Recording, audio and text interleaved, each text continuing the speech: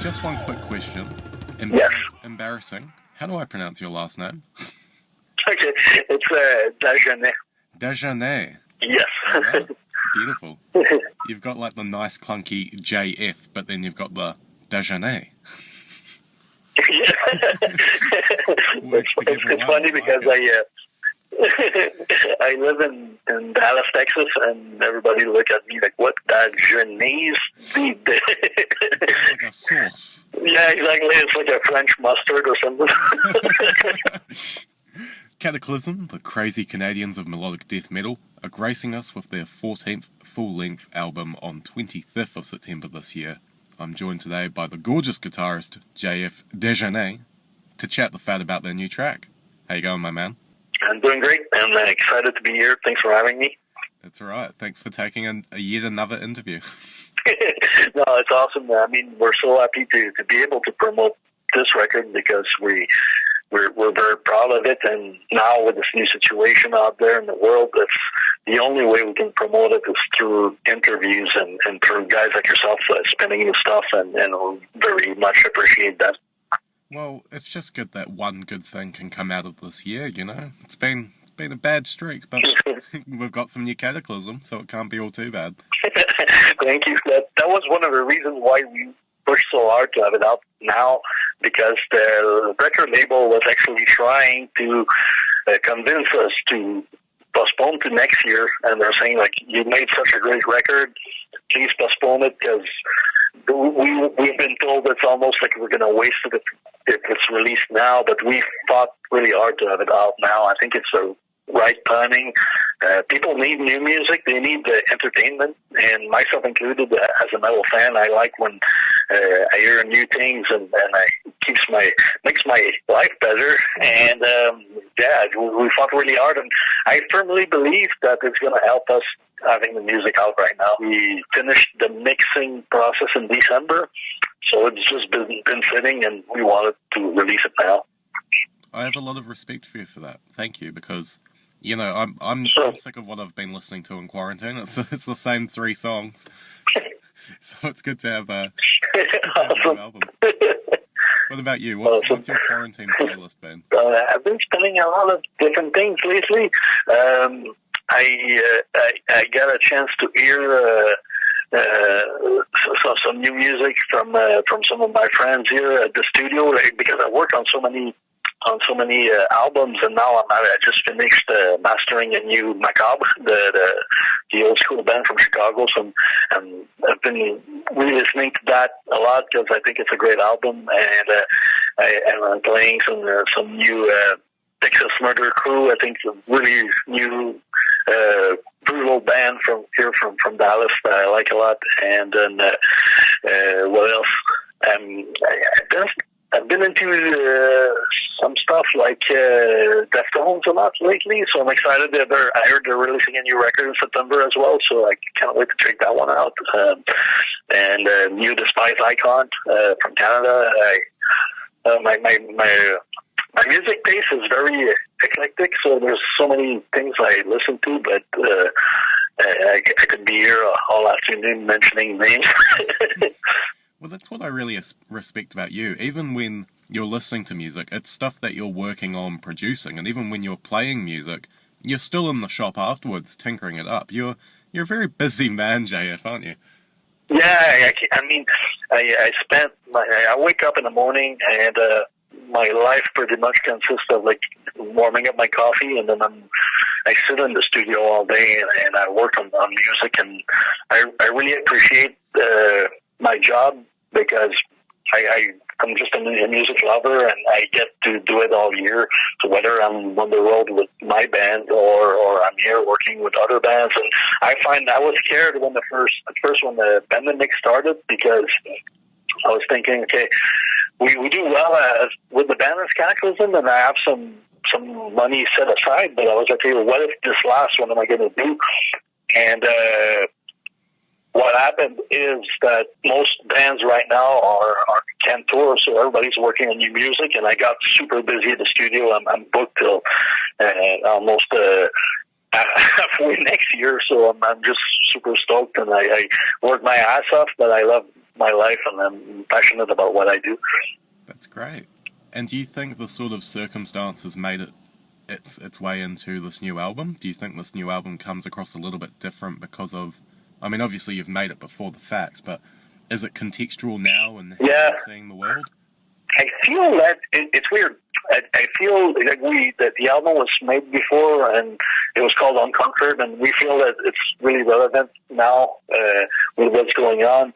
But I feel that because people are home more, or they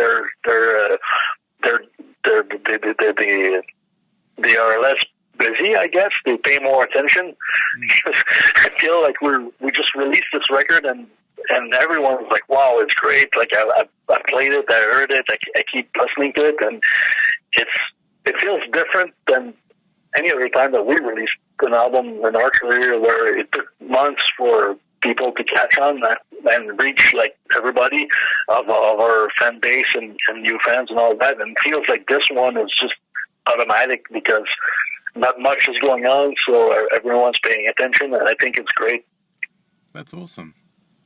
Congrats. I'm really stoked for you that you can, everyone's been having a pretty shitty year, but I'm glad that you can have some pride, come away with something from this 20. Yeah. I mean, it's you got to find some positive within everything that happens, and I feel there's some positive coming out of that. I mean, of course, like everybody else, we were all at shock at first, and I was because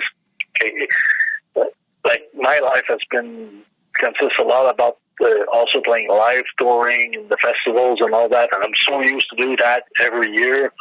And I to be honest, at first it was kind of like a little bit of cabin fever, just being stuck at home and just not knowing when's the next time I'm going on a plane, because I'm used to going on a plane every month and to go somewhere, and I haven't been doing that. So, but you got to turn around and accept the new reality, and at the same time, like, try to find some positive in it, and that's what I like to do as much as possible to keep happy and zen. And but you're also, you're no stranger to studio time. This is your 14th album. That's a lot of albums. Yeah. I would say too many albums. I think it's crazy to look back at it, and it's kind of like we always did our thing and kept going, and we've been a band for 30 years, and it's going to be our 30th anniversary coming in shortly, and I find it incredible. Like, it's an achievement, but looking back, it doesn't seem like it was that long ago that we were meeting in high school and wanted to start this band, and then now 30 years has passed, and we're like, wow. It's impressive. Sorry, what do you attribute to sticking together for 30 years? Like, the band members, you must have like a great work environment together. I mean, we love each other as brothers. I mean, we get along so well, but at the same time, we do like fight like brothers here and there. But we get along so well, and we still have that fire and that same passion that we had when we started the band, and we still have plenty of gas in the tank to keep writing some awesome music. And we always told each other, like, the day this is not fun anymore, that's when we stop and we do something else. But so far, that day I don't even see it even close, because it's been just a great ride, and we really love doing it. And there's also to the point where it's kind of like a respect thing. Whenever you do a new album, it's we, in the sense that we feel grateful and thankful that we have had this career and this life, and that's why we keep putting so much effort into making these new albums and making sure the music is relevant to even the newer generations of metalheads, yet we try to stay true to the roots sound of the bands and of the early years and combine all that. And we respect the way we write music, record music, and when we tour the concerts, we put everything in it. Everybody's always giving 250% into everything we do, and it's very important for us because it's like a respect towards the career that we have, the fans, and all that. Yeah, awesome. This is a bit of a stupid question, but do any of the band members have little habits that kind of annoy you when you're talking about your little arguments? Like, anyone leave the toilet seat up too much? Or? It's stupid sometimes. Like little things get to you when you live together on buses for months. It's like, man, I hate the way you tie your shoes. and I don't have a concrete example, but it's little things that get under your skin. It's the same with any group of people, I suppose. Yeah, but it's, you know, we like each other, we respect each other's spaces, and I think that's important as well because you always live in close quarters.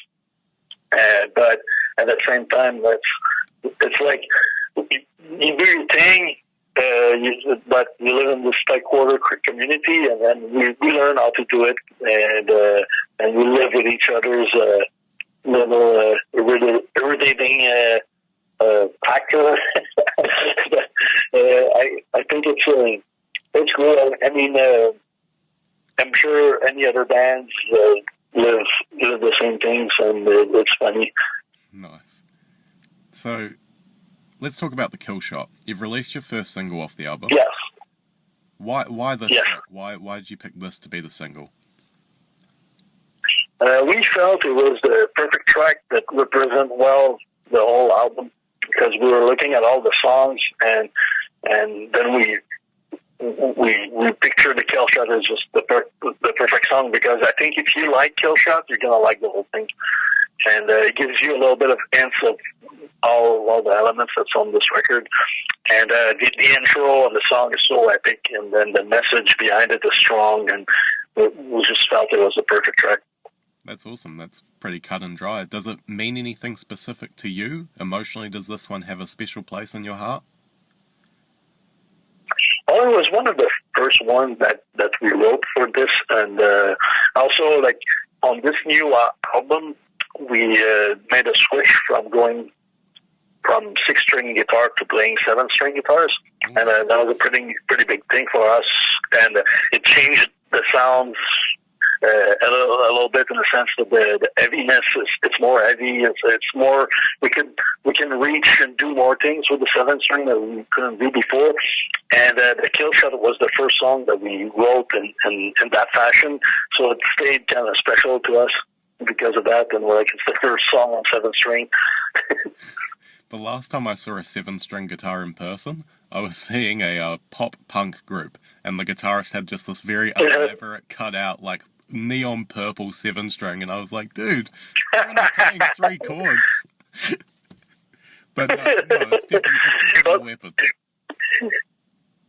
Yeah, because the way the manufacturers build those guitars, like nowadays, the quality of them, it's so awesome compared to the way they were 10 years ago, and it's so easy to play extreme music now on them and achieve that perfect kind of riffing sound and precision on them, and it's kind of like a more range, it's just more guitars to play, and we could do a lot more with them. And I find when I go back to my 6-string, it's missing something that I'm getting used to now. So I think we're gonna keep going in the 7th, and maybe even move down to 8 down the line. And why not? 8-string would be awesome. It's even more. Let's go to 12. Let's go 12-string. Come on. Don't shy away. Yeah, let's do it. Why not? Tell you what, every album you release, you're now on 14. Get a 14th string guitar. Then when you move on to 15th, just 15 strings. But at some point, the guitar's so heavy, like your neck's going. Speaking of, all Gonna right, need a walk around.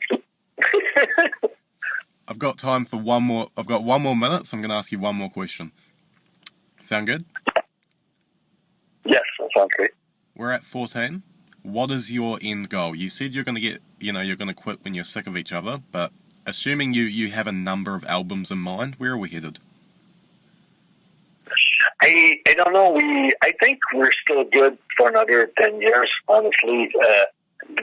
Later than that, I don't know. We will take it year by year. And I think we said to each other as some sort of a pact is whenever this is not fun anymore, that's when we stop. And I think we're going to respect that call. But it's also, it will come with age, saying how long can we play with quality, this type of music that requires a lot of I think to be fit physically and all that. I mean, we're all in our mid-40s now. Things are going great. But sometimes if I think about it, like, will I be able at 60 to perform some of the stuff that we're doing now? I'm not sure. So if we can and still want to do it, I bet we continue. But if the moment it becomes like really, really hard, or like I said, when it's not fun for whatever reason, then maybe that's when we'll call it quits. Yeah, I feel you. Thank you very much for joining my friend JF. Great guitar, Kataklysm. Make sure you check out their latest studio release, Unconquered, on September 25th. But for now, here's the Killshot.